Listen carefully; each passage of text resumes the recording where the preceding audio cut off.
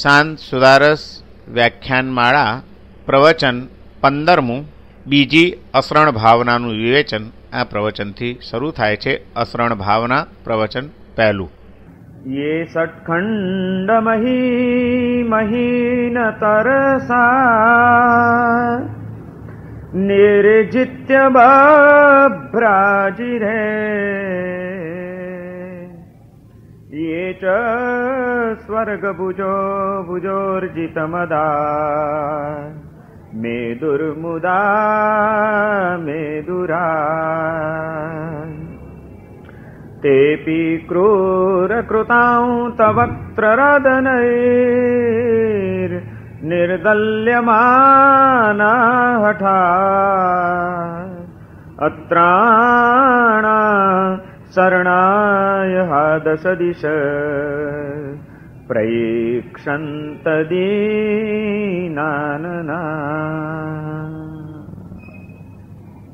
પરમ જ્ઞાની મહોપાધ્યાય વિનય વિજયજી મહારાજ શાંત સુદારસ નામના આ ગ્રંથમાં અશાંતિના વાવંટોળમાંથી આપણા ચિત્તને બચાવી લઈને સાચી શાંતિનો માર્ગ આપણને બતાડી રહ્યા છે. અને એ માટે તત્વ ભાવનાઓથી હૃદયને ભાવિત કરવાની આપણને પ્રેરણા કરે છે. સંસારની અંદર જીવન જીવતો જીવાત્મા જે કોઈ પાત્રો, પદાર્થો અને પરિસ્થિતિઓને પ્રાપ્ત કરે છે એ તમામ પાત્રો, પદાર્થો અને પરિસ્થિતિઓ કેવા છે એનું સર્વાંગીણ દર્શન, અનેક પાસાઓથી એનું ચિંતન એ આપણા ચિત્તને આસક્તિ અને અશાંતિમાંથી બચાવવા માટે સમર્થ છે. અનિત્ય ભાવનાના ચિંતનમાં જે કંઈ પણ આપણે પ્રાપ્ત કરીએ છીએ એ કેટલો સમય સુધી ટકવાનું છે એ વિચાર મુખ્યત્વે કેન્દ્રમાં હતો કે આ ભાઈ હંમેશ કાળનું છે કે અલ્પકાળનું છે. અનિત્ય ભાવનાનું ચિંતન આપણને એ વાત સમજાવી રહ્યું છે કે જે કંઈ પણ પ્રાપ્ત થાય છે એ આજે તમને અનુકૂળ છે એમાં આસક્ત નહીં બની જતા, કારણ કે એ કાયમ નથી ટકવાનું. એ જ રીતે કદાચ કોઈ દુઃખદ સંયોગ આવી ગયો છે જીવનની અંદર તો એ પણ કાયમ નથી ટકવાનો, એનો પણ એક દિવસ અંત આવી જશે. માટે એવી પરિસ્થિતિમાં તમે હતાશ નહીં થઈ જતા, જીવનમાં નંખાઈ નહીં જતા. અનિત્ય ભાવનાનું ચિંતન સમય મર્યાદાની દ્રષ્ટિએ કરવાનું છે. ત્યાર પછી બીજા નંબરની અંદર અસરણ ભાવના આવે છે. કોઈ પણ તત્વો આપણને આસક્ત ન બનાવે એટલા માટે અસરણ ભાવનાનું ચિંતન પણ બહુ જ ઉપયોગી છે. અનિત્ય ભાવનામાં સમય મર્યાદાનું ચિંતન કર્યું, અસરણ ભાવનાની અંદર શક્તિ મર્યાદાને વિચારી લેવાની છે કે ભાઈ કાયમ તો ટકવાનું નથી, કબૂલ, પણ ચાલો જેટલો ટાઈમ સુધી અમારી પાસે આ બધું ટકશે એટલો ટાઈમ તો અમને આધાર આપવાની તાકાત ખરી જ ને એનામાં. જીવનના કોઈ પણ પ્રસંગો આવી જાય, કોઈક ઉથલ પાથલો મચી જાય, ઉલટા સુલટી થઈ જાય, તે વખતે અમે જે કંઈ મેળવ્યું છે, અમારા એ સ્નેહાળ સ્વજનો, અમારી એ મનગમતી વસ્તુઓ, પ્રયત્ન કરીને ગોઠવેલી અમારી એ પરિસ્થિતિઓ, આ બધું ખરેખર જ્યારે એવો અવસર આવશે ત્યારે અમને આધાર આપે, શરણરૂપ બને, અમને ટેકો આપનારી બની જાય એવી એનામાં શક્તિ ખરી કે નહીં, આનો વિચાર બીજી અસરણ ભાવનાની અંદર કરવાનો છે. કાયમ ટકશે કે નહીં ટકે એ પહેલું ચિંતન હતું. માની લીધું કે કાયમ નથી ટકવાનું, કબૂલ, પણ જે થોડોક સમય પણ ટકવાનું છે એટલો ટાઈમ માટે અમારે શા માટે નકામી નિરાશાજનક ચિંતાઓ કરવી કે ઓહો આ કાયમ નથી ટકવાનું, અરે નહીં ટકે ત્યારે જોયું જશે, ગયું તો ગયું. આજે છે ને મજા કરી લ્યો, આજે છે ને એના ભરોસે રહી જાઓ, આજે છે ને મળ્યું છે ને બસ તો એને ભોગવી લ્યો. આ વિચાર પણ માણસને પાછો આસક્ત બનાવે. કાયમ નથી ટકવાનું એટલા માત્રથી અનાસક્તિ આવી જાય એવો નિયમ નહીં. ઘણા માણસો એવા પણ બેફિકરા આપણને જોવા મળશે, ક્યારેક આજનો લાવો લઈ લો, કાલ કોણે જોઈ છે, નહીં ટકે કાલે નહીં ટકે એનો વિચાર કરીને અત્યારથી જીવનનો આનંદ ધોઈ નાખવાનો, હતાશ થઈ જવાનું. શું કામ ભાઈ, આજે મળ્યું છે શા માટે મોજ મજા ન કરી લઈએ, એટલે જેટલું રાચા એટલું રાચી લ્યો એની અંદર, આવો પણ એક વિચાર જોર કરી જાય. પણ તે વખતે આ બીજી અસરણ ભાવનાનું ચિંતન વળી પાછી આપણી આસક્તિને બ્રેક મારે છે કે ઉભા રહ્યો, કાયમ નહીં ટકે તો હકીકત છે, પણ જેટલો ટાઈમ સુધી તમારી પાસે ટકશે એટલો ટાઈમ પણ એના ભરોસે રહેવા જેવું નથી, એની ઉપર આધારિત બનીને વિશ્વાસ મૂકી દેવા જેવો નથી. કારણ કે જીવનમાં એવા પણ તબક્કાઓ આવશે, એવી કેટલીક વાસ્તવિકતાઓ જીવનની અંદર ઊભી થશે કે જે વખતે તમારા મનના માનેલા આ બધા જ સંબંધો, પદાર્થો, પરિસ્થિતિઓ, આ બધું તમને કોઈ આધાર નહીં આપી શકે. એ બધાની વચ્ચે પણ તમારી જાત તમને અસહાય લાગવા માંડશે. આવું પણ બની શકે છે. સમય મર્યાદાનું જેમ ચિંતન કર્યું એમ એની કેટલી શક્તિ છે, એના કેટલાક લિમિટેશન્સ છે, એની મર્યાદાઓ તમે વિચાર્યો, એની શક્તિની મર્યાદાઓ, એ વાત આપણને આ બીજી ભાવના શીખવાડે છે. ક્યારે એની શક્તિ મર્યાદિત બની જાય છે, એના કેટલાક પ્રસંગો, એની કેટલીક કલ્પનાઓ અહીંયા આગળ આ ભાવનાની અંદર વિનય વિજયજી મહારાજે રજૂ કરી છે કે ભલે તમે માનતા હો કે કોઈ વાંધો નથી, પણ યાદ રાખજો બધું જ હશે છતાં જીવનની અંદર ક્યારેક રોગ આવશે, આ તમારું શરીર રોગોથી ઘેરાવા માંડશે, ત્યારે તમારા આ તત્વો તમને એમાંથી આધાર આપી શકે, રક્ષણ કરી શકે કે એને એમાંથી તમને બચાવી જ શકે એવો નિયમ ખરો. તમારું શરીર રોગોથી ઘેરાશે ત્યારે તમારા સ્નેહાળ સ્વજનો એ તમારા રોગને લઈ લેશે ને. તમે જ્યારે ગળપણનો ભોગ મનવા માંડશો, યુવાનીની શક્તિઓ વિલીન ક્ષીણ થતી જશે અને ઘડપણ જ્યારે એનો પ્રભાવ પાથરતું જશે, ત્યારે તમારા એ સ્વજનો, તમારી એ સંપત્તિ, તમારો એ વૈભવ, તમારા એ મનગમતા સુખના પદાર્થો, આ બધું તમને એ ગળપણમાંથી બચાવી શકે એવી એનામાં કોઈ તાકાત ખરી? એની શક્તિનો વિચાર કરી લ્યો તમે. પછી તમારે આસક્ત થવું હોય તો થાવ, કોઈ વાંધો નથી. પણ એ ખરેખર આવા પ્રસંગોમાં એ કેટલો સમય સુધી તમને રક્ષણ આપી શકશે એનો તમે કોઈ દિવસ વિચાર કર્યો છે? જીવનમાં રોગ આવશે, જીવનમાં શોક આવશે, જીવનમાં ઘડપણ આવશે, અને એ બધામાંથી પસાર થયા પછી છેલ્લે જીવનની અંદર એક મૃત્યુ એક એવી વાસ્તવિકતા છે કે એ પણ એક દિવસ તમારા આંગણે આવીને બારણું ખટખટાવશે. ત્યારે એ મોત જ્યારે બારણું ખખડાવે ત્યારે તમે જે કંઈ પ્રાપ્ત કર્યું છે અને જેના ભરોસે તમે નિશ્ચિંત બનીને બેઠા છો, એમાંના કયા કયા તત્વો તમને ઉગારી શકશે કે એમાંથી બચાવી શકશે? એમાંથી કોઈ તત્વની એ તાકાત ખરી કે મોતને હડસેલી શકે, મોતમાંથી તમને ઉગારી શકે, તમને બચાવી શકે? એવી શક્તિ કયા તત્વની અંદર છે? શક્તિ મર્યાદાનું ચિંતન કરી લો. કારણ કે ઇતિહાસનો અનુભવ એમ કે છે કે આ સંસારની અંદર કોઈ પણ આ ત્રણ તત્વોની સામે ટકી શક્યું નથી. રોગ, ગળપણ અને મૃત્યુ ત્રણ જીવનની આ વાસ્તવિકતાઓની આગળ સંપત્તિવાનોની સંપત્તિ નકામી ઠરી છે. સ્વજનોની જબરજસ્ત ઝાડ પાથરી ચૂકનારા એવા વિશાળ પરિવારના સ્વજનો પણ એ બધાની વચ્ચે પોતાની જાતને અસહાય અનુભવી રહ્યા છે. અને વૈભવ, સુખની સામગ્રીઓના જેની પાસે ઢેર ખડકાઈ ગયા છે એવા રાજા મહારાજાઓ પણ આ મોતમાંથી, આ ઘડપણમાંથી કે આ રોગમાંથી ઉગરી શક્યા હોય એવું ઇતિહાસની અંદર જોવા મળતું નથી. વિનય વિજયજી મહારાજ અહીંયા આગળ આપણને એક વાત કરી રહ્યા છે કે યે સટખંડ મહીન તરસા નિર્જિત્ય બભ્રાજીરે. 6 ખંડની પૃથ્વીને જે જીતી લઈને જે શોભતા હતા એવા મહાન ચક્રવર્તીઓ, એમની પૃથ્વીની લાલસા અમર્યાદ હતી. આટલો ખંડ જીતી લઉં, આ ખંડ જીતી લઉં, આ ખંડ જીતી લઉં. એક એક ખંડને જીતતા જીતતા એ માટે અનેક યુદ્ધો કરતા કરતા, કેટલી શક્તિઓનો વ્યય કરતા કરતા 6 ખંડની અંદર જ્યારે એમણે પોતાનું સામ્રાજ્ય પ્રસ્થાપિત કરી દીધું, 6 ખંડના એ જ્યારે સ્વામી બની ગયા અને અખંડ પૃથ્વીનો માલિક બનીને બેઠેલો ચક્રવર્તી, કે જે ચક્રવર્તી યે ચ સ્વર્ગ ભુજો ભુજોર્જિતમદા મેદુર્મુદા મેદુરા, અને જે સ્વર્ગના સુખોને ભોગવનારા, પોતાના બાહુબળથી જેમણે અનેક શક્તિઓ અને સંપત્તિઓ પ્રાપ્ત કરી છે એવા, અને એના કારણે પોતાના એક તોરમાં રહેતા કે અમે તો સમર્થ છીએ, અમે આ મેળવી શકીએ એમ છીએ, અમે આ મેળવી શકીએ એમ છીએ, અમારી પાસે આ છે, અમારી પાસે આ છે, અનેક જાતનો અહંકાર રાખનારા, મનની અંદર ખુમારી રાખનારા, મારી પાસે શું નથી, કેટલો પૈસો છે મારી પાસે, કેટલું બળ છે મારી પાસે, હું એટલે કેટલો દેખાવડો છું, મારી પર્સનાલિટી ભલભલા માણસને પાણી કરી દેવી મારી પર્સનાલિટી છે, મારી પાસે આવો વૈભવ છે. આવા અનેક જાતના તરંગોમાં અને અનેક જાતની કલ્પનાઓમાં રાચતા એવા કેટલા શક્તિશાળી માણસો પણ તેપી ક્રૂર કૃતાંત વક્ત્ર રદનૈર નિર્દલ્યમાના હઠાત. ક્રૂર એવો જે યમરાજ કૃતાંત, એના જડબાની અંદર એ ચવાઈ ગયા. ચક્રવર્તીઓ પણ ગયા, સ્વર્ગના સુખો ભોગવનારા દેવતાઓ પણ ગયા, અનેક જાતનો મદ રાખીને મદોન્મત્ત બનેલા એવા ગૌરવશાળી માણસો પણ એનો ભોગ બન્યા. ક્રૂર કૃતાંત હૃદય નિર્દલ્યમાના, એને શું કર્યું? એને દળી નાખ્યા, પીસી નાખ્યા યમરાજે જડબાની અંદર પોતાને, અને તે છતાં એ કંઈ ન કરી શક્યા. એમની સંપત્તિ, એમના વૈભવો, એમના સંબંધો, એમણે ઉભા કરેલા સંયોગો, આ કોઈ તત્વ એમને પણ ઉગારી શક્યું નથી.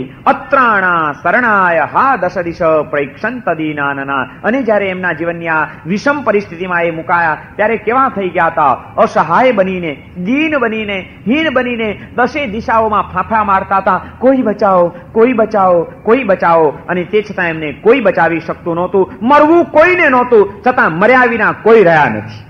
ગરડું થવું કોઈને ગમતું નથી, પણ છતાં ગળપણ આવ્યા વિના રહેતું નથી. માંદલા રહેવાનું ઈચ્છતો કોઈ નથી, પણ જીવનમાં ક્યારેક ને ક્યારેક રોગ એવો ઝડપી લે છે કે આજે આમ ધમધમતો માણસ એક જ દિવસની બીમારીમાં સાવ માયકાંગલો થઈને પથારીમાં પડી જતો હોય છે. એના બધા તોર, એના બધા અભિમાનો, બધો ઘડીના છઠ્ઠા ભાગમાં નામશેષ થઈ જાય છે. એવી અસહાય સ્થિતિ આ સંસારી જીવની છે. એમાં કયા તત્વો તમને શરણ આપી શકે એમ છે? જેના ભરોસે તમે આજ સુધી બેઠા છો એ કાયમ તો નથી ટકવાનું, પણ જેટલો સમય સુધી ટકશે એટલો ટાઈમ પણ એ દરેક તબક્કે તમને આધારરૂપ બનશે જ. એવો પણ જો તમે વિશ્વાસ રાખીને બેઠા હો તો સાવધાન થઈ જજો. અસરણ ભાવનાનું ચિંતન આપણી આસક્તિને આ રીતે તોડી નાખવા માટેનો પ્રયત્ન કરે છે. કોણ સમર્થ છે? અને જેને પોતાની આ પરિસ્થિતિનો ખ્યાલ આવી જાય કે બધું હોવા છતાં હું અનાથ છું, હું અસહાય છું, હું નિરાધાર છું, તે વખતે જ એની અંતરચેતના જાગૃત થાય છે અને પછી સાચું શરણ, સાચો આધાર, સાચું સહાયરૂપ તત્વ શોધવા માટે નીકળી પડે છે અને જે શોધે છે એને મળે છે. મગધ સમ્રાટ શ્રેણિક એક વખત પોતાના રથની અંદર બેસીને નગરની બહારના ઉદ્યાનની અંદર ફરવા માટે નીકળ્યા છે. વસંત ઋતુ ખીલેલી છે, વનરાજી સુંદર લહેરાઈ ઉઠી છે, સૌંદર્ય પૂર બહારમાં ખીલી નીકળ્યું છે અને એ વખતે બસ એ આનંદ પામવા માટે પોતાના એ બગીચાની અંદર, ઉદ્યાનની અંદર રથમાં બેસીને ફરવા નીકળ્યા છે, ચક્કર મારી રહ્યા છે મહારાજા શ્રેણિક. અને રથમાં બેઠા બેઠા પ્રકૃતિનું દર્શન કરી રહ્યા છે ચારે બાજુ. એટલામાં અચાનક એમની નજર એક દ્રશ્ય ઉપર પડી જાય છે. એક સુંદર વૃક્ષ છે અને એ વૃક્ષની નીચે એક યુવાન મુનિ ધ્યાન સાધનામાં ઉભેલા છે, કાયોત્સર્ગ ધ્યાનમાં ઉભેલા છે. શ્રેણિક રથમાં બેઠો બેઠો પ્રકૃતિનું દર્શન કરી રહ્યો છે અને એમાં અચાનક એક વૃક્ષની નીચે ઉભેલા પેલા મુનિની ઉપર નજર પડી ગઈ. મુનિના મોઢા ઉપરની સૌમ્યતા જોઈને, એમની પ્રસન્નતા જોઈને, એમની મગ્નતા જોઈને શ્રેણિક જેવો શ્રેણિક સ્તબ્ધ થઈ જાય છે. જેની પાસે કંઈ જ નથી એવા પણ સાચા સંતો, જેની પાસે ઘણું બધું છે એને પણ ઘડીભરને માટે ઉભો રાખી દેવાની શક્તિ ધરાવતા હોય છે. સંતના મુખ દર્શન કરીને, સંતની સૌમ્યતા, પ્રસન્નતા અને પવિત્રતા જોઈને મગધ સમ્રાટ શ્રેણિક સ્તબ્ધ થઈ જાય છે કે ઓહો, આટલી પ્રસન્નતા મેં આજ સુધી કોઈના મોઢા ઉપર નથી જોઈ. આવી સૌમ્યતા, આટલી પવિત્રતા, કોઈક તત્વ મને ખેંચી રહ્યું છે. અને સમ્રાટ શ્રેણિક ખેંચાઈ જાય છે.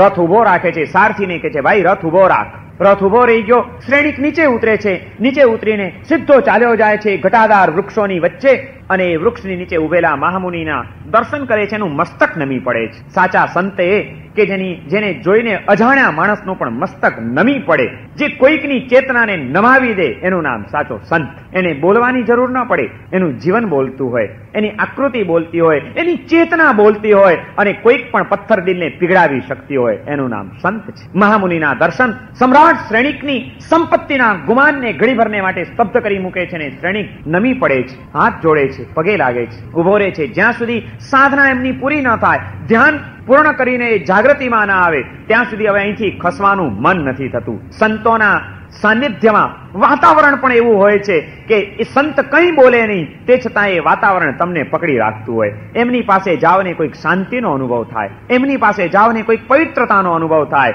અને એ ત્યાંના પરમાણુઓ, ત્યાંના આંદોલનો એ તમને પકડી લે. એ તાકાત સંત પુરુષોના સત્વમાં હોય છે. આનાથી મુનિ કંઈ જ બોલ્યા નથી. હજી તો એમની ધ્યાન સાધનામાં ઉભેલા છે, પણ શ્રેણિકને ત્યાંથી ખસવાનું મન થતું નથી. બેઠા શ્રેણિક થોડીક વાર ગઈ, મુનિરાજનું ધ્યાન પૂર્ણ થયું, આંખ ખોલે છે.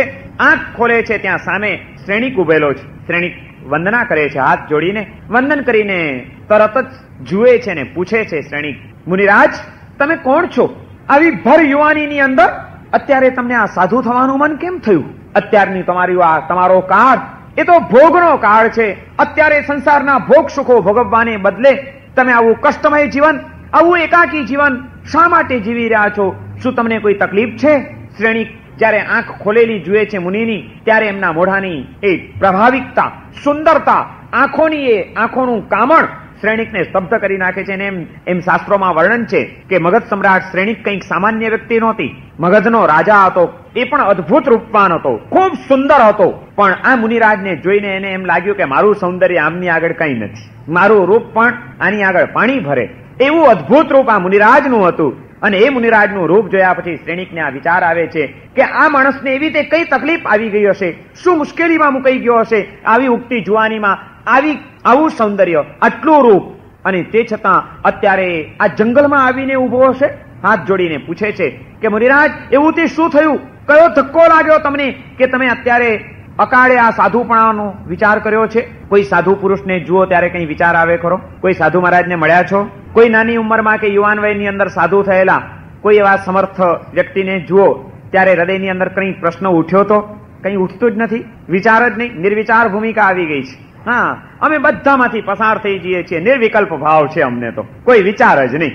કેટલી મહાન સાધનાઓ કરવી પડે એને માટે તો. સમ્રાટ શ્રેણિકને વિચાર આવે છે કે આ માણસને આ યુવાનીમાં એવું તે શું બન્યું હશે કે જેના કારણે આજે એને અકાળે આ સાધુ થવાનો વિચાર કર્યો હશે.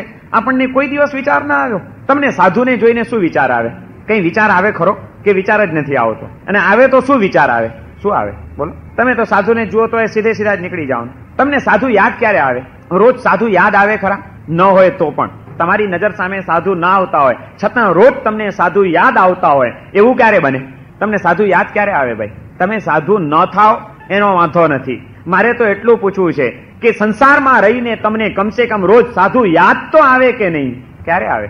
સવારના પોરમાં ગરમા ગરમ ચા પીતા હો અને એમાં ચાય સરસ બનાવી હોય પત્નીએ, પણ જરાક હજી આમ ટેસ્ટ બરોબર ના આવતો હોય, મસાલો ઓછો વધતો પડ્યો હોય કે ખાંડ ઓછી વધતી પડી ગઈ હોય અને મજા ના આવતી હોય, તે વખતે મોં બગડે ત્યારે તરત તમને સાધુ યાદ આવે ને કે આ એક ઘરની ગરમા ગરમ તાજી ચા પીતા પીતા પણ હું મોં બગાડું છું કે સહેજ બરોબર ટેસ્ટ નથી. અને આ સાધુ મહારાજ વોરવા નીકળે છે, એમના પાત્રામાં એક ઘરમાંથી લિપ્ટનની ચા પડે છે, બીજા ઘરમાં બ્રુકબોન્ડની ચા પડે છે, ત્રીજા ઘરની અંદર ત્રીજી ચા પડે છે, 10 જાતની 10 ઘરની ચા ભેગી થાય, શું સ્વાદ રહેતો હશે એમાં. અને તે છતાં આ સાધુ મહારાજો કોઈ દિવસ ફરિયાદ નથી કરતા, જે મળે એનાથી નિર્વાહ કરી લે છે, કમાલ કરે છે. એમ ચા પીતા પીતા તમને સાધુ યાદ આવી જાય ને.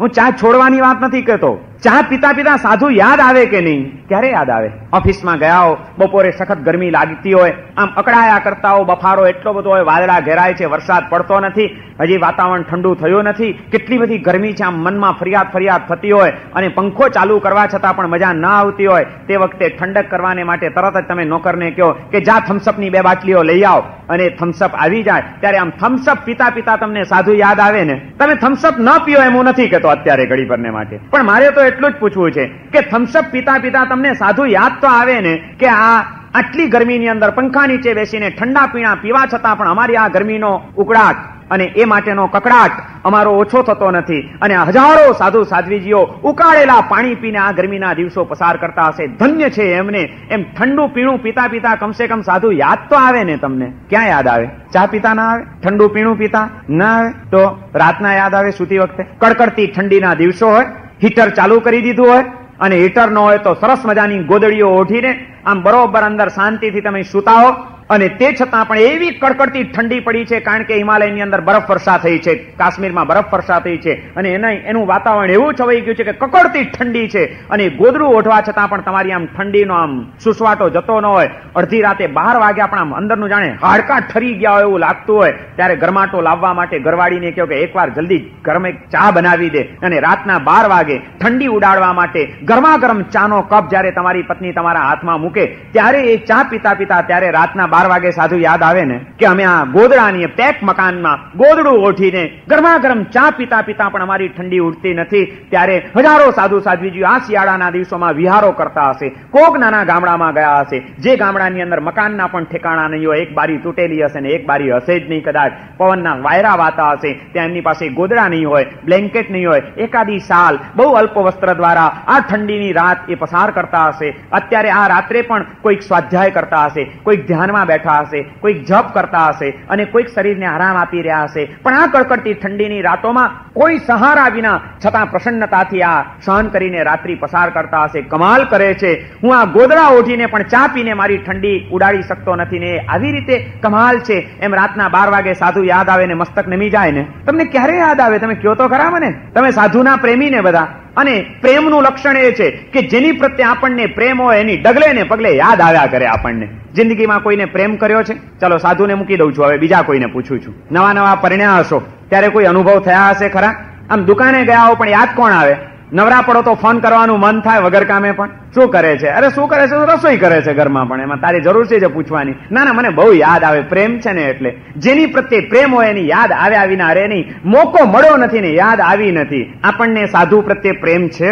દેવગુરુના અમે ભક્ત છીએ અને દેવગુરુના પ્રેમી છીએ એવું ગૌરવ લેનારાને મારે પૂછવું છે કે સાધુ યાદ ક્યારે આવે ભાઈ તમને? સવારે ચા પીતા ના આવે, બપોરે પીણું પીતા ના આવે, રાત્રે ગોદડું ઓઢતા ના આવે, ગરમીમાં પંખો ચલાવતા ના આવે, તો ક્યારે આવે યાદ સાધુ? રવિવારે યાદ આવે? સમય મળે? સંસારની આસક્તિઓ એવા જકડી લીધા છે કે આ આસક્તિઓ છૂટતી તો નથી, ત્યાગની ભૂમિકા આવતી તો નથી, પણ એવો ત્યાગ કરીને આજે મહાન જીવન જીવી રહેલા સાધુઓનું સ્મરણ પણ આપણે ભૂલી ગયા છીએ. ડગલે ને પગલે અમને સાધુ યાદ પણ નથી આવતા. ખુમારી ન હોય કે અમારા સાધુ એટલે ગજબ કરે છે, અમારા સાધ્વીજી મહારાજ કમાલ કરે છે, આહાહા શું એમની તાકાત. એમ સાધુ અને સાધ્વીનું કોઈ ગૌરવ ખરું કે નહીં તમને? ભલે ગમે તે હોય, કાળની અસર તો બધે થઈ છે. દુનિયાના દરેક ક્ષેત્રમાં કાળની અસર આજે પહોંચી ગઈ છે, એનાથી કોઈ બકાત નથી. પણ તે છતાં ભાંગ્યું તો એ ભરૂચ છે. અમારા ભગવાન જીનેશ્વર દેવના સાધુ એટલે કમાલ કરે છે. શું એમનો ત્યાગ, શું એમની સાધના, કેટલી એમની સહિષ્ણુતા, આહા ધન્ય છે એમને. એમ તમને સર્વત્ર સાધુનું ગૌરવ તો ખરું કે નહીં? તમને એમ નથી લાગતું કે આજે પણ આપણા હજારો સાધુ સાધ્વીજીઓ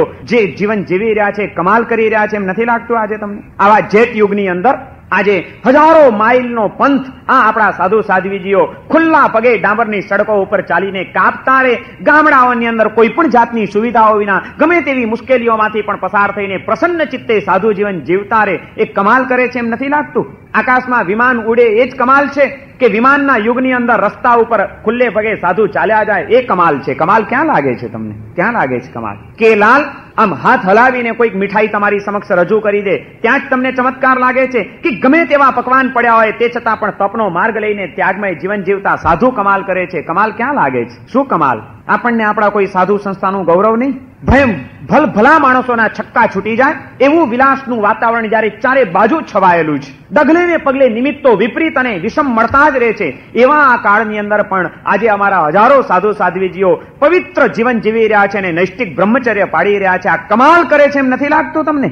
માત્ર આપણે દોષો જ જોયા કરશું, છિદ્રો જ શોધ્યા કરશું, ક્રિટિસિઝમ જ કર્યા કરશું કે એની પ્રત્યેનું કોઈ ગૌરવ અને કોઈ ખુમારી આપણા હૃદયમાં પણ જાગશે કે ના કમાલ કરે છે? એ ભાઈ ક્યારે યાદ આવે તમને સાધુ? બોલો ક્યારે? સાધુની યાદ તો ડગલે ને પગલે આવ્યા વિના રેની. મહારાજા શ્રેણિકની પત્ની, એની પટરાણી ચેલણા, એના જીવનનો એક પ્રસંગ છે. એક વખત ભગવાન મહાવીર પધાર્યા હતા. ભગવાન મહાવીર પધાર્યા છે, શ્રેણિકને ખબર પડી કે પ્રભુ પધાર્યા છે, એટલે શ્રેણિક પ્રભુના દર્શન કરવા માટે પોતાના પરિવાર સાથે નીકળે છે. એક રથની અંદર શ્રેણિક અને ચેલણા બેઠેલા છે. રથ ચાલ્યો જાય છે ભગવાનના દર્શન કરવા માટે. અધવચ્ચે રસ્તામાં જ રથમાં બેઠા બેઠા આમ આડું અવડું જોઈ રહ્યા છે શ્રેણિક. એટલામાં એમની નજર પડી જંગલમાં એક ઝાડની નીચે ધન્ના અણગાર કાયોત્સર્ગ ધ્યાનમાં ઉભેલા હતા એક સાધુ પુરુષ, જેમનું નામ હતું ધન્ના અણગાર. એ ધન્ના અણગાર ધ્યાન સાધનામાં ઉભેલા છે. સાધુને જુએ અને જો ઉભો ન રહે તો એ શ્રેણિક નહીં, એવો એ ભક્ત હતો. ગાડી લઈને નીકળ્યા હો અને રોડ ઉપર મહારાજ સાહેબની વિહાર કરતા જુઓ અને તમારી ગાડી ઉભી ન રહે, એવું બને કોઈ દિવસ? બને?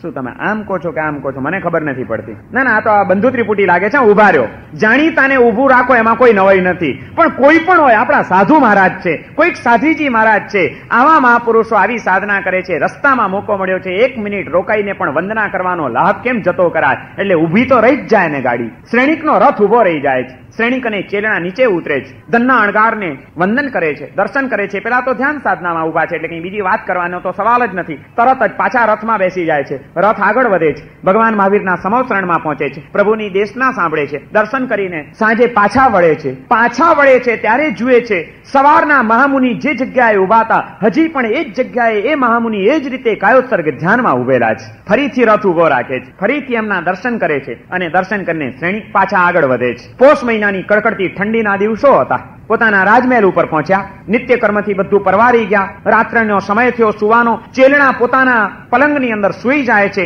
આખો રૂમ બંધ છે, ગોદડી ઓઢેલી છે, રજાઈઓ, અને કડકડતી ઠંડી છે. એમાં ગમે તે ગફલત થઈ ગઈ હશે, એકાદી બારી બરોબર કડી નહીં બંધ થઈ હોય, રાતના પવનના સુસવાટામાં એક બારી ખુલી જાય છે ચેલણાના બેડરૂમની, અને એમાંથી પવનની લહેરખી આવે છે. રજાઈની બહાર નીકળી ગયો છે, હાથ ખુલ્લો છે અને એની ઉપર પવનનો આમ ઝપાટો આવે છે. એવો ઠંડો પવન છે શિયાળાની રાતનો કે પવન લાગતાની સાથે ચેલણાની આંખ ખુલી જાય છે, એની ઊંઘ ઉડી જાય છે. તરત જ હાથ પોતાનો રજાઈની અંદર ખેંચી લે છે. ઠંડી લાગવાથી હાથ અંદર ખેંચી લે છે, ઊંઘ ઉડી જાય છે. પણ તે વખતે અડધી ઊંઘમાં ને અડધા જાગતા જાગતા પણ ચેલણાને તરત જ મહામુનિ યાદ આવે છે કે અરે એક પવનની લહેરખી આવી તો મારો હાથ ઠરી ગયો. અત્યારે એ પેલા જંગલની અંદર ચારે બાજુ ઉગાડી દિશાઓમાં એ મહામુનિ કાયોત્સર્ગ ધ્યાનમાં ઉભા હશે. ચારે બાજુથી પવનના વાયરા વિંજા સંભળાતા હશે એમનું શું થતું હશે? અડધી ઊંઘમાં પણ ઝબકી જઈને ચેલણાને ધનના અણગાર યાદ આવે છે અને ઊંઘમાં ને ઊંઘમાં એના મોઢામાંથી શબ્દો નીકળી પડે છે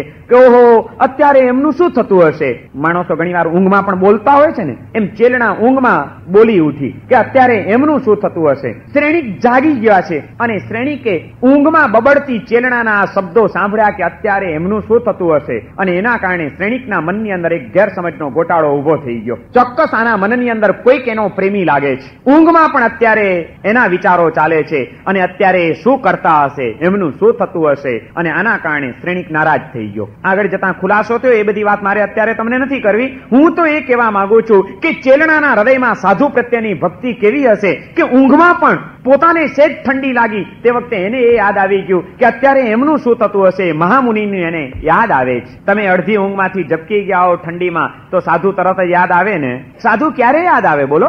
સાધુને જોઈને કોઈ વિચાર જ ના આવે, ક્યારેય પૂછવાનું મન ન થાય. શ્રેણિક ઉદ્યાનની અંદર ફરવા માટે નીકળ્યા છે ને મહામુનિ ઉભા છે, કાયોત્સર્ગ પારે છે. ત્યાં શ્રેણિક તરત જ દર્શન કરીને પ્રશ્ન પૂછે છે કે મુનિરાજ, આટલું રૂપ, આટલું સૌંદર્ય, આવી ઉછળતી જુવાની મેં હજી સુધી જોઈ નથી કોઈની. આ ત્રણેયનો સંગમ કોઈક જ વિરલ વ્યક્તિની અંદર જોવા મળે અને એ ત્રણેય સંગમ તમારામાં છે. અત્યારનો આ તમારો અવસર તો સંસારના ભોગ સુખો ભોગવવાનો છે. એવા આ કાળની અંદર તમને સાધુ થવાનું કેમ સૂજ્યું? આ કાળે તમે સાધુ કેમ થયા? આ પ્રશ્ન પૂછે છે શ્રેણી. અને તે વખતે પેલા મુનિરાજ એને જવાબ આપે છે કે ભાઈ, હું અનાથ હતો, મારો હાથ જાલનાર કોઈ નહોતું, હું અસહાય હતો, માટે હું સાધુ થયો.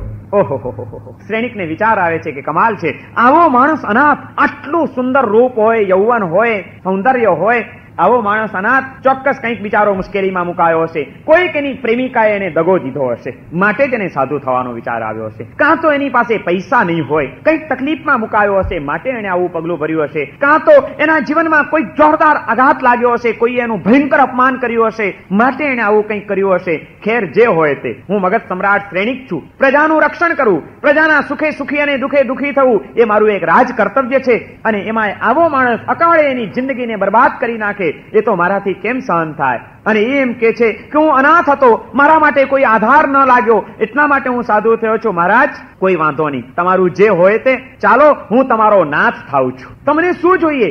જે જોઈએ તે હું આપું છું. તમે મારી સાથે ચાલો, આ જિંદગીને માણી લો. તમને જોઈએ એવી એક કરતા એક ચડિયાતી સ્ત્રીઓ તમારી સમક્ષ હું ઊભી કરી દઈશ, એમાંથી તમે પસંદ કરજો. તમને રહેવા માટે એક સરસ મજાનો મહેલ મારા તરફથી હું તમને ભેટ આપી દઉં છું. એમાં તમે મોજથી જીવન જીવજો. અને જીવન જીવવા માટે તમને કદાચ પૈસો જોઈએ, કઈ વાંધો નહીં, આવો, એ પણ હું તમને આપવા તૈયાર છું. હું તમને સ્ત્રી આપું, હું તમને સંપત્તિ આપું, હું તમને રહેવા માટેનું ઘર આપું, બધું જ આપું. પણ ચાલો, તમે તમારી આ જિંદગી બરબાદ થતી મારાથી જોઈ જતી નથી. તમે અનાથ છો, હું તમારો નાથ બનું છું. અને જ્યાં અભિમાન સાથે મહારાજા શ્રેણિકે આ પ્રસ્તાવ મૂક્યો તે વખતે એ મહામુનિ એને જવાબ આપે છે કે ભાઈ, જે પોતે જ અનાથ છે એ બીજાનો શું નાથ બનવાનો હતો? જે પોતે અનાથ છે એ બીજાનો નાથ બનવા કયા મોઢે આવ્યો છે મારી સામે? અરે, શ્રેણિકને એમ થાય છે કે આ મહારાજને ક્યાંથી ખબર હોય કે હું કોણ છું? એ મને ઓળખતા નથી, એટલે એને એમ લાગ્યું હશે કે આ પણ કોઈક એવો જ માણસ હોવો જોઈએ. મુનિરાજ, તમારો એ ભય કાઢી નાખો કે કોઈક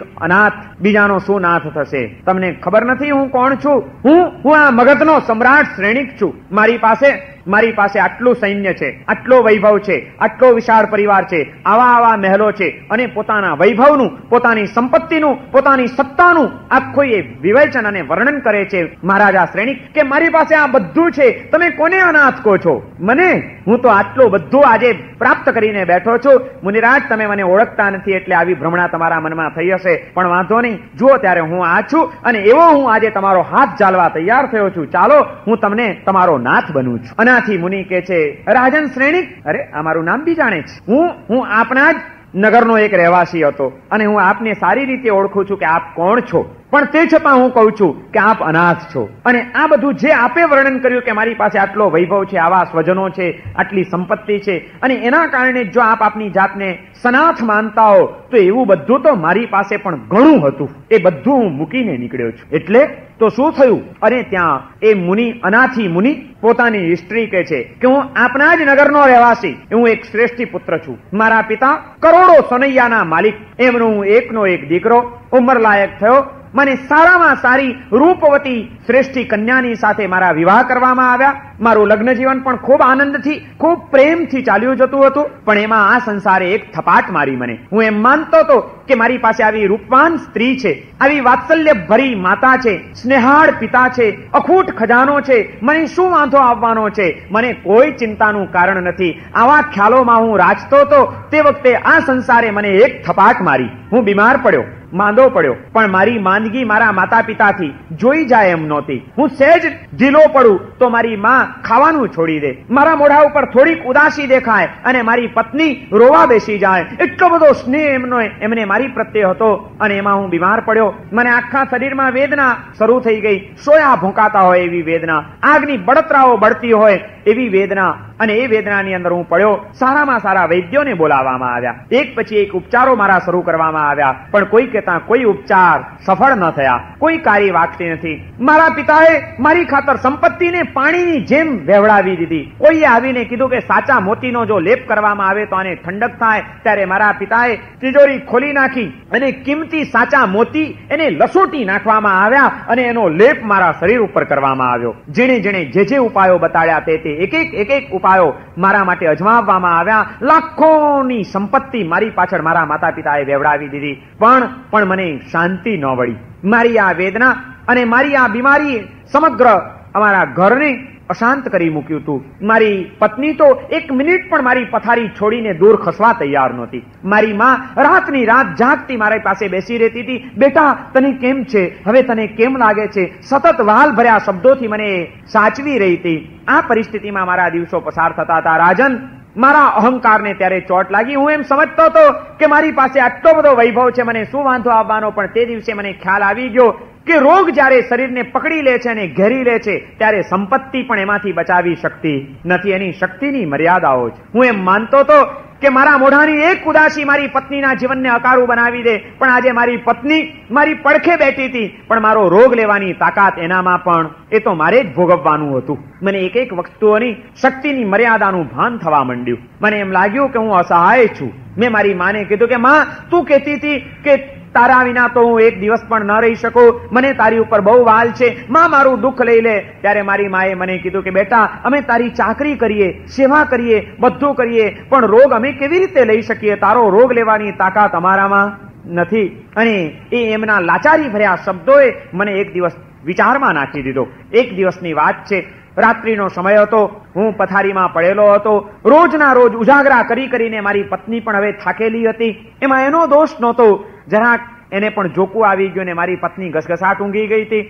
મારી બળતરા જોર પકડી ગઈ મધરાતે. ત્યારે મેં પડખું ફેરવ્યું અને મારી પત્નીને બોલાવા જઉં છું કે કંઈક કરો. પણ તે વખતે મેં બૂમ મારી, છતાં મારી પત્ની દિવસોના ઉજાગરાથી થાકેલી ઘસઘસાટ ઊંઘી ગઈ હતી. એને મારો અવાજ સંભળાયો નહીં. એ તો ઊંઘતી હતી. 2 વખત બૂમ મારવા છતાં પણ જ્યારે એને ન જોયું ત્યારે મેં પડખું ફેરવ્યું અને જોયું તો મારી પત્ની ઘસઘસાટ ઊંઘતી હતી. ત્યારે મને એમ થઈ ગયું કે હું એમ માનતો હતો કે આ બધું મારી પાસે છે, મને શું વાંધો આવવાનો છે. પણ એ દિવસે મને વાસ્તવિકતાનું ભાન થયું કે આ બધું હોય છતાં ક્યારેક એવો તબક્કો આવે છે કે આપણું કોઈ નથી બની શકતું. ત્યારે આપણે એ બધાની વચ્ચે પણ અસહાય પરિસ્થિતિમાં મુકાઈ જવું પડતું હોય છે. તો પછી મારો આધાર કોણ? અને તે વખતે એ વિચાર કરતા કરતા, ચિંતન કરતા કરતા મને ભગવાન મહાવીર યાદ આવ્યા. મેં હૃદયથી મહાવીરનું સ્મરણ કર્યું. કોઈ આધાર ન દેખાયો ત્યારે પરમાત્માનો આધાર એ જ મારા માટે એક સાચું આલંબન હતું. અને એ મેં પરમાત્માને ત્યારે હૃદયથી યાદ કર્યા કે હે પ્રભુ, મારી રક્ષા કરો, મને શાંતિ આપો. માણસને જ્યારે ક્યાંય કોઈ ઠેકાણેથી શાંતિ નથી મળતી ત્યારે એને શાંતિ આપનાર તત્વ હોય તો તે પરમાત્મા છે અને સંતો છે. જેને આ સમાજ પાસેથી કે આ સંસાર પાસેથી કોઈ સ્વાર્થ નથી, એવા નિસ્વાર્થ કરુણામૂર્તિ પરમાત્મા જ સાચી શાંતિ આપી શકશે. નિસ્વાર્થ એવા સંતો જ આ દુનિયાને સાચી શાંતિ આપી શકશે. અને છેવટે વ્યક્તિને કોઈ આધાર ન દેખાય ત્યારે એ આધાર પકડ્યા વિના ચાલતું નથી. મેં તે વખતે ભગવાન મહાવીરને યાદ કર્યા, પ્રભુ મારી રક્ષા કરો. અને મેં મારા મનથી સંકલ્પ કર્યો કે જીવનની આટલી વાસ્તવિકતા કે બધું હોવા છતાં અવસરે આપણું કંઈ જ ન હોય તો પછી કોના આધારે જીવન જીવવાનું? કોની ઉપર ભરોસો મૂકીને આગળ ચાલવાનું? આ ચિંતનમાં ચાલતા ચાલતા મેં ત્યાં ને ત્યાં સંકલ્પ કર્યો કે આ બીમારી મારી જો મટી જશે, હું આમાંથી સાજો થઈ જઈશ, તો ખરેખર જેને આમાં આધાર આપવાની શક્તિ છે, જે શરણરૂપ બની શકે એમ છે, એ મારા આત્મતત્વને પામવા માટે સાધનાના માર્ગે ચાલી નીકળીશ. એ પરમાત્માનું દર્શન કરવા માટે સાધનાનો યજ્ઞ માંડી દઈશ. સાજો થઈશ તો હું સાધુ બની જઈશ. મેં આવો એક વિચાર કર્યો, આ સંકલ્પ કર્યો, અને એ વિચાર કરતા કરતા કરતા કરતા રાજન, મને ખબર ન પડી મને ક્યારે ઊંઘ આવી ગઈ. શુભ સંકલ્પનું પણ એક બળ હોય છે કે સંકલ્પ તમારા અશુભ કર્મોને તોડી નાખે. કર્મોના રોદણા જ રડ્યા કરવાની ભૂલ કોઈ દિવસ કરતા નહીં. કર્મોથી જો થાક્યા હો તો એને તોડવા માટે સંકલ્પનું બળ વધારી દો. શુભ સંકલ્પનું બળ કયા ચમત્કારો નથી સર્જી શકતું, કારણ કે કર્મ એક પરમાણુ છે, અને પરમાણુની શક્તિ કરતા, મેટલની શક્તિ કરતા સ્પિરિચ્યુઅલ શક્તિ હંમેશા મહાન છે. શક્તિ કોની ચડે, પૂતગલની કે આત્માની? કઈ શક્તિ મહાન? આપણે તો પૂતગલને જ પ્રાધાન્ય આપી દીધું. અમારા કર્મ એવા, અમે શું કરીએ, બહુ કર્મ કર્યા છે, ભારે કર્મી છીએ. વાત વાતમાં કર્મ કર્મ કર્મ કરી કરીને આપણે રોદણા જ રડતા રહ્યા, માત્ર રોદણા રડ્યા. આપણે ભૂલી ગયા કે કર્મ એક પૂતગલ છે, એક પરમાણુ છે. પરમાણુની શક્તિ ગમે એટલી મહાન હોય, એના કરતા ચૈતન્યની શક્તિ અનેક ગણી મહાન છે. સંકલ્પનું એક બળ. અનાથી મુનિ પેલા રાજા શ્રેણિકને કહી રહ્યા છે કે મહારાજા, તમે મને કહો છો કે હું તમને સુંદર સ્ત્રી આપું, હું તમને ઘર આપું, હું તમને સંપત્તિ આપું, પણ એ તો બધું મારી પાસે હતું, અને છતાં મને એમ લાગ્યું કે હું અનાથ છું, હું અશરણ રૂપ છું. અને તે વખતે મારા મનમાં સંકલ્પ જાગ્યો, અને મારા સંકલ્પનો કોઈક પુણ્ય પ્રતાપ કે મારી વેદના શાંત થઈ ગઈ. હું ઘસઘસાટ ઊંઘી ગયો, મને નિરાંતની ઊંઘ આવી ગઈ. સવારના હું જયારે ઉઠ્યો ત્યારે પહેલા તો મારી પત્ની જાગી ગઈ હતી, મારી માતા જાગી ગઈ હતી, તૈયાર થઈને બેઠા હતા, મારી જાગવાની રાહ જોતા હતા. અને હું જયારે જાગ્યો ત્યારે મારા મોઢા ઉપર શાંતિ હતી, સૌમ્યતા હતી, સ્વસ્થતા હતી, મારી વેદનાઓ શાંત થઈ ગયેલી હતી.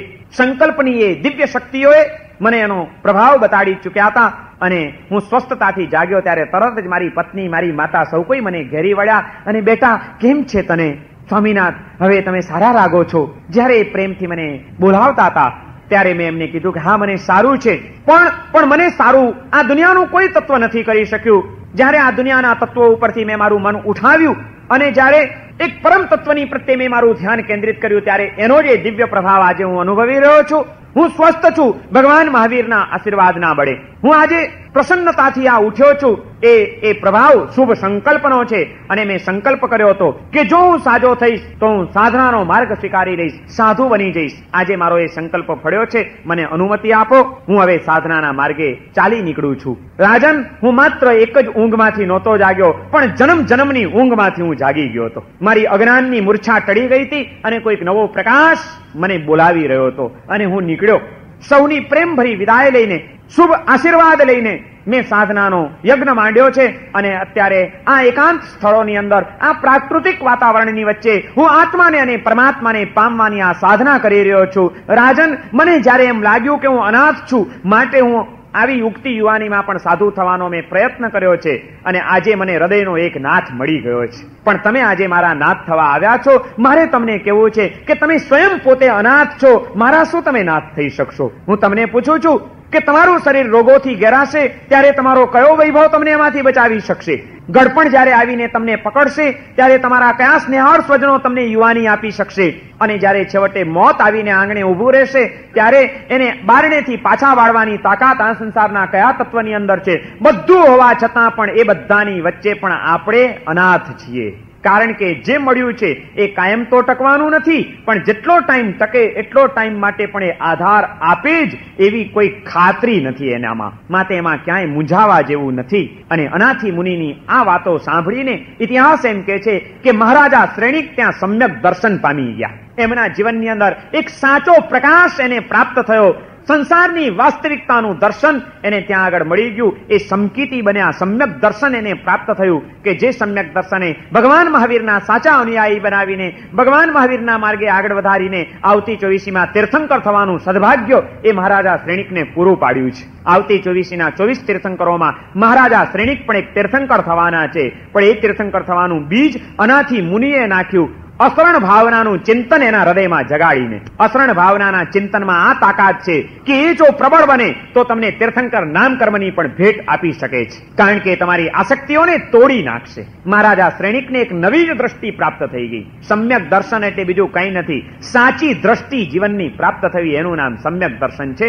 અને આવું સમ્યક દર્શન એક સંત પુરુષે એક સંસારી આત્માને કરાવી દીધું. મગધ સમ્રાટ શ્રેણિક, એના જીવનનો એ દિવસે એક નવો તબક્કો શરૂ થયો, એક વળાંક આવી ગયો એના જીવનની અંદર. અને મહારાજા શ્રેણિક ત્યાંથી પ્રકાશ પ્રાપ્ત કરીને વિદાય થયા. મહામુનિ અનાથી એ પોતાની સાધનાના માર્ગે આગળ વધી ગયા. પણ અનાથી મુનિના જીવનમાં આ અસરણ ભાવનાના ચિંતને જ દિશા બદલી નાખી. વિનય વિજયજી મહારાજ કહે છે કે જે કંઈ તમે પાત્રો, પદાર્થો અને પરિસ્થિતિઓ પ્રાપ્ત કર્યા છે એ કાયમ ટકવાના નથી, પણ જેટલો ટાઈમ ટકશે એટલો ટાઈમ માટે પણ દરેક પરિસ્થિતિમાં તમને આધાર આપશે જ એવો ભરોસો તમે રાખતા નહીં. ચક્રવર્તીઓ પણ અહીં નિષ્ફળ ગયા છે. દેવોના સુખો પણ એમને બચાવી શક્યા નથી. રાજાઓ, મહારાજાઓ અને ગમે તેવા ગૌરવમાં રાચતા મદોન્મત્ત આત્માઓ એમના પણ અભિમાનના ચૂરે ચૂરા કરી નાખ્યા છે આ સંસારે. મેદુર મુદા મેદુરા, મેદુરા મદવાળા આત્માઓ એ પણ શરણાય દશ દિશ પ્રેક્ષંત દીનાના, એ શરણ માટે દશે દિશાઓમાં ટળવળતા જોવા મળ્યા છે આ સંસારની અંદર. એટલી વિચિત્ર વાસ્તવિકતા આ સંસારની અંદર ચાલી રહી છે. કયો અભિમાન ટકે? શાસ્ત્રની અંદર 8 જાતના મદ બતાડ્યા છે. મદના 8 પ્રકાર છે અભિમાનના. માણસ આમાંના કોઈક ને કોઈક મદનો શિકાર બની ગયા વિના રહેતો નથી, અભિમાનનો શિકાર બની ગયા વિના. હું આવો, હું આવો, હું આવો. પણ અસરણ ભાવનાનું ચિંતન કે છે કે તારી પાસે ગમે તે હોય તે છતાં તું કાંઈ નથી. કયું અભિમાન સતાવે છે? કયું અભિમાન? 8 મદના નામ આવડે તમને? આપણને કઈ કઈ જાતના અભિમાન સતાવતા હોય છે એનો કોઈ દિવસ વિચાર કર્યો છે કે મને ક્યારે ક્યારે કઈ કઈ જાતનું અભિમાન આવતું હોય છે? શાસ્ત્રની અંદર 8 પ્રકારના મદ બતાડ્યા છે અભિમાન. પહેલું છે કુળનું અભિમાન. અમારું કુળ બહુ ઊંચું, આ તો બધા નીચા કુળના. માણસ એના ગૌરવમાં રાચતો હોય છે. કુળનો મદ, જે ભગવાન મહાવીરના આત્માએ પણ કર્યો હતો મરીચીના ભાવમાં. કુળનો મદ, અમારું કુળ ઊંચું, બીજા બધા તો નીચા કુળના. કુળનો મદ એ પણ કરવા જેવો નથી, કારણ કે મદ માત્ર ખરાબ છે. અહંકાર એ માણસને રવાડે ચડાવે છે, શોધકર્ષ અને પરાપકર્ષની ભાવનામાં ખેંચી જતો હોય છે. પહેલો મદ છે કુળનો મદ. બીજો મદ છે જાતિનો મદ. અમારી જ્ઞાતિ સાચી, ઊંચી, બીજી બધી જ્ઞાતિઓ તો ઠીક, અમે ઓસવાળ, આ બધા પોરવાળ. અમે પોરવાળ, પોરવાળ ઊંચા, ઓસવાળ નીચા. અમે દશા, દશાનો અમારો શું જમાનો હતો, અમારી ખાનદાની એટલે વિસા તો ઠીક. વિસા કે અમે વિસા, દશા અને વિસા, ઓસવાળ અને પોરવાળ. આ ને આ જાતિઓના કેટલા પ્રકારો. અને જેને જે જાતિ મળી હોય છે માણસ એની પણ એક ખુમારીમાં રાચતો હોય છે કે અમારી જ્ઞાતિ મહાન છે, અમારી જાતિ ઊંચી છે. જાતિનો પણ મદ કરવા જેવો નથી. ખબર નથી અહીંથી મૃત્યુની ટિકિટ ફાટી જશે ત્યાર પછી કઈ જાતિમાં જશો? અહીં વિષાનો મદ રાખીને જીવેલા, મર્યા પછી પાછા વિષા જ થશો ને કે વિષધર થશો? દશાનું ગૌરવ રાખનારાની કેવી દશા થશે એનો કઈ ખ્યાલ છે ખરો આપણને? કોઈ અભિમાન કરવા જેવા નથી. જાતિનો મદ, પહેલા કુળનો મદ, પછી બીજા નંબરમાં કીધું છે જાતિનો મદ. જાતિનું અભિમાન, જ્ઞાતિનું, એ પણ નથી કરવા જેવું. ત્રીજા નંબરની અંદર લાભનો મદ. જેમ જેમ માણસને લાભ થતો જાય, પૈસા કમાતો જાય, તેમ તેમ માણસની રાઈ ચડતી જાય મગજની અંદર. અમને અમારો ધંધો આટલો સોલિડ ચાલે છે, અમારી આટલી કમાણી, સાંજ પડે એટલે આટલો વકરો તો આપણો સાચો જ, આટલો પ્રોફિટ તો આપણે કોઈ દિવસ કોઈને નહીં થતો હોય એટલો અમને થાય છે. શું અમારો ધંધો છે? લાભનો મદ. અમે બહુ પૈસા વાળા છીએ, અમને આટલી આવક છે, અમારો આવો ધંધો ચાલે છે, અમે આટલું મેળવીએ છીએ. લાભનો પણ મદ હોય છે. જ્ઞાની પુરુષો કે છે એનું પણ અભિમાન કરતા નહીં તો અભિમાન તમને પછાડશે ક્યારેક. લાભનો મદ. પછી ચોથા નંબરની અંદર વૈભવનો મદ. અમારો વૈભવ આવો, આપણે ત્યાંનું ફર્નિચર જુઓ તમે ખુશ થઈ જશો, એવું ફર્નિચર છે અમારું. તો શેનો મત? વૈભવનો. મારું ફર્નિચર આવું, મારે ત્યાં આવી સામગ્રી, આપણે તો બધું ઇમ્પોર્ટેડ જ વાપરીએ, ચાલુ આપણે ત્યાં કઈ હોય જ નહીં. માણસ આમ તોરમાં રાખતો હોય છે ને 10 જણાને કે નહીં ત્યાં સુધી એને મજા આવતી નથી હોતી. વૈભવનો મદ છે અને એ પણ માણસને રવાડે ચડાવે છે, અહંકારી બને છે માણસ. ચોથો આ વૈભવનો મદ. પાંચમા નંબરની અંદર રૂપનો મદ. હું રૂપવાન છું, અરે શું મારી પર્સનાલિટી 50 જણાની વચ્ચે ઉભો આપણો વટ પડી જાય. માણસને રૂપનો મદ હોય છે. હું રૂપવાન, હું બહુ દેખાવડો, જ્યાં જઉં ત્યાં આપણે તો આમ જુદા જ પડી જઈએ. વાતની અંદર માણસને આ મદ સતાવતો હોય છે. એ પણ અહંકાર માણસને રવાડે ચડાવતો હોય છે. પણ એ ભૂલી જાય છે કે આવા કેટલા અભિમાની માણસોને આ સંસારે એવી થપ્પડો મારી છે કે જે ક્યાંય ના નથી રહ્યા. તું ક્યાં? તું તો એક નાનકડો કીડો છે એની આગળ આ સંસારમાં. ક્યાંય તને મસળી નાખશે આ સંસાર તો. રેવા દે, કોઈ અભિમાન કરવા જેવું નથી. રૂપનો મદ. પછી 6થા નંબરની અંદર આવે છે બળનો મદ.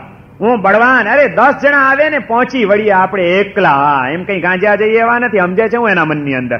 માણસ આમાં તોરમાં રાજતો હોય છે. આવે તો ખરો ગરબડ કરવા મારી સામે, પાછળ બડબડાટ કરે, હવા બગાડે એટલું જ.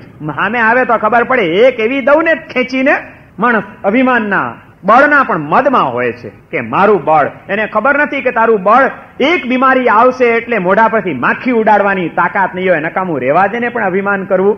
ખબર પડશે તે દાડે તારું મદ ક્યાં ગયો, બધું અભિમાન ક્યાં ગયું. એ બળનો મદ. અને 7મા નંબરની અંદર પછીના 2 મદ એવા બતાડ્યા છે કે એ તો બહુ મુશ્કેલ છે. અહીં સુધી તો ઠીક છે, હજી કદાચ કોઈક પસાર થઈ જાય, પણ આ બધા મદને છોડીને આગળ વધેલા સાધુ અને સંતો, મહાન સજ્જનો અને ધર્માત્માઓ પણ 2 મદનો ભોગ બને છે. એ પછીનો મદ છે જ્ઞાનનો મદ. જ્ઞાનનું પણ અભિમાન. હું વિદ્વાન, હું બહુ જ્ઞાની. અરે મારા વ્યાખ્યાનમાં તો એટલી પબ્લિક આવે, આમ લોકો સાંભળી રહે કે હા શું મારા સાહેબ તમે વ્યાખ્યાન વાંચો છો. અભિમાન સાધુને ન છોડે, અમને બી પછાડે. જ્ઞાનનો મદ. અને 8મા નંબરની અંદર છે તપનો મદ. હું તપસ્વી. મારા સાહેબ મેં તો છે ને માંસ ખમણ પણ કર્યું છે. આમ 28 તો આપણે સોપારીનો ટુકડો. 28માં એને આવે તો આ સોપારી જ પાછી પકડીને છેવટે ત્યાં તો ભરાણો જ પાછો હોય. એ ભૂલી જાય છે કે 8 દિવસ ખાધા વિના રહેવું સહેલું છે, પણ 8 દિવસ અહંકાર વિના જીવી બતાડ બચ્ચા. સાચી 28 તો એ કહેવાશે. 8 દિવસ ખાધા પીધા વિના રહેવું એ હજી સહેલું છે. પણ એક વખત આ વખતે સંઘવાળા નક્કી કરે, આપણે આ વખતે તિરુપતિમાં નક્કી કરીએ કે આ પર્યુષણમાં ગમે એટલી તપશ્ચર્યાઓ થાય અને કોઈ માણસે પહેલી વાર 28 કરી હોય, પણ આપણે નક્કી જ કરવું કે આણે પહેલી વાર 28 કરી છે, સંઘમાં કોઈ એને સાતા પૂછવી નહીં, કોઈ એને ધન્યવાદ આપવાની કે ઓ ભાગશાળી તમે 28 કરી છે, હા કમાલ કરી, ધન્ય છે તમને, કેમ છો, સાતામાં છો. માણસ આની ઉપર તો જીવી જાય છે. 10 જણા એને સાતા પૂછે છે, 5 જણા એને ધન્યવાદ આપે છે, 2 ઠેકાણે એની પ્રશંસા થાય છે. આ તો બહુ મોટો ખોરાક છે. ખાધા વિના ચાલી શકે, આના વિના ચાલે. તમે નક્કી કરો, જુઓ પછી 28 વાળો ત્રીજે દિવસે કેવો ઢીલો થઈ જાય છે. અને નહીં તો 8 દાડા ખેંચી કાઢશે હસતા. કારણ કે બહુ મોટો ખોરાક એને મળી જાય છે. જ્ઞાની પુરુષોએ 8મા પ્રકારનો આ મદ બતાડ્યો છે, તપનો મદ. આ 8 પ્રકારના મદ એ માણસને રવાડે ચડાવે છે. જ્ઞાની પણ સલામત નથી, તપસ્વી પણ સલામત નથી. અહંકારમાં આવી જાય તો જ્ઞાનીનું જ્ઞાન નકામું છે, અને અભિમાનમાં આંધળો બને તો તપસ્વીનો તપ નકામો છે. જે કરીને કર્મની નિર્જરા કરવાની હતી એ જ સાધનો દ્વારા કર્મનો બંધ કરી જાય. અને આવા મદ રાખનારો મદોન્મત્ત માણસો પણ અસરણ ભાવનાનું ચિંતન એમ કે છે કે એનું અભિમાન ટકતું નથી. એ બધા પણ આખરે ફેંકાઈ જાય છે. એનું બળ, એનું રૂપ, એનું જ્ઞાન, એનો તપ, એની જાતિ, એનું કુળ, એનો વૈભવ, એનો ધંધો, આમાંથી કયું તત્વ એવું છે જે તમને ગળપણમાંથી બચાવી શકશે, રોગમાંથી ઉગારી શકશે, મોતના દરવાજેથી પાછા વાળી શકશે? કોના ભરોસે રહેવાનું? કોઈ ચીજનું અભિમાન કરતા નહીં. અસરણ ભાવનાનું ચિંતન કે છે વધુ ને વધુ નમ્ર બનતા જાઓ, અહંકારથી મુક્ત બનતા જાઓ, તો જ તમે સાચી શાંતિનો અનુભવ કરી શકશો. વિનય વિજયજી મહારાજે એ વાતો બતાડી છે કે આવા અભિમાનમાં આવેલા માણસો પણ જયારે આવી કોઈ પરિસ્થિતિ આવે છે ત્યારે અત્રાણા શરણાય દસે દિશાઓમાં દીન બનીને બિચારા લાચારીથી ભાઈ સાહેબ બચાવો.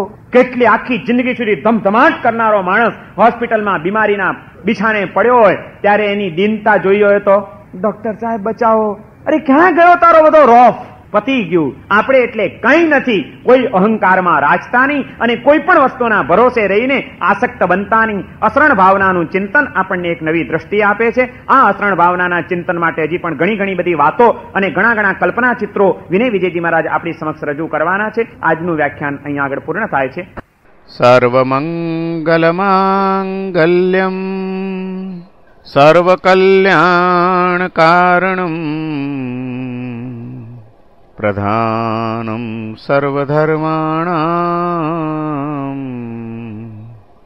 જૈનમ જયતિ શાસનમ.